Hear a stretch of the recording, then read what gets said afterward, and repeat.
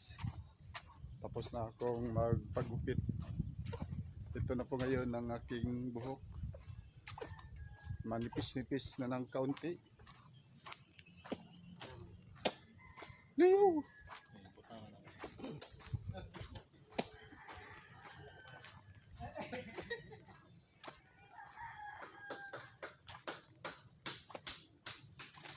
Mabilisan magpagupit ng buhok mga guys. Aabot lang ng kalahating oras.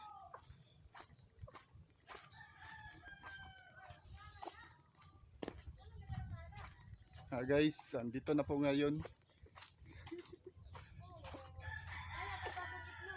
Ha? Mana po guna itlog guys bago. Kon. Nagpapagupit. Sanggi nagpalo.